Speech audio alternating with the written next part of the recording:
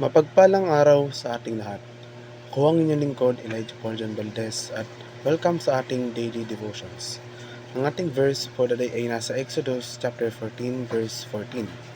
Sinasabi dito ay ang Panginoon ang makikipaglaban para sa inyo. Hindi nyo na kailangang makipaglaban pa. Lahat tayo ay may plano. Mayroong malalaking plano tulad ng pag-aaral sa kolehiyo, pagkakaroon ng pamilya o pagkuha ng trabaho. Mayroon ding mas maliliit na plano tulad ng pagkasama sa mga kaibigan, pamimili o paggawa ng pagkain para sa ating hapunan. Sa ating isipan, karamihan sa atin ay may ilang ideya para sa ating kinabukasan, kung ito ay ang 10 minuto mula ngayon o 10 taon mula ngayon. Ang simpleng katotohanan ay ito: gumugol tayo ng napakaraming oras sa pagdidisenyo ng ating kinabukasan at nakatuon sa pagtupad sa mga ideyang mayroon tayo sa ating sarili.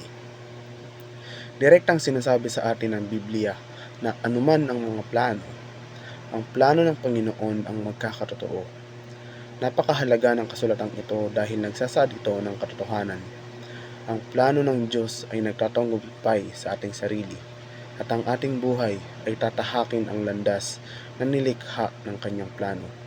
Sa madaling salita, ang mga tao ay gumagawa ng maraming plano para sa kanilang sarili sa buong buhay nila. Gayunpaman, ang mga planong ito ay magkakatotoo lamang kung ito ay kalooban ng Panginoon at kung ito ay bahagi ng kanyang plano para sa iyo. At para sa akin, napakaliwanag ng plano ng Diyos sa paguntang ito. Ang kanyang plano ay pananatilihin sila rito ng mas matagal dahil marami siyang nakalaan para sa iba. Mga kaibigan, minsan iba ang mga plano ng Diyos kaysa sa atin. Ngunit laging may dahilan para dito.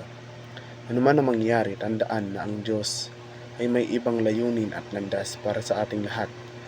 Lahat tayo ay nagsasabi ng iba't ibang kwento. At ang tunay na pagsuko ay nangyayari kapag tayo ay lubos na nagtitiwala sa Diyos.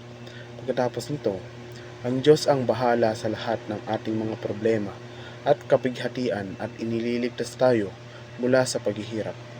Pagkatapos ng pag-ulat ng kaluluwa ng mga makasalanang gawa sa gawang katapusang mga nakaraang buhay ay nawasak ng kanyang biyaya.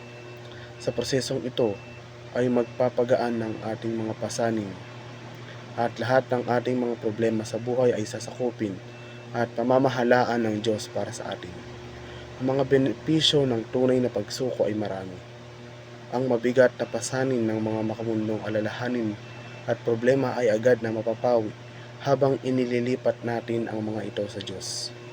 Ang isip ay nagiging mapayapa at malinaw na tinatanggap ang mga positibo at espiritual na kaisipan na humahantong sa isang pakiramdam ng kaligayahan.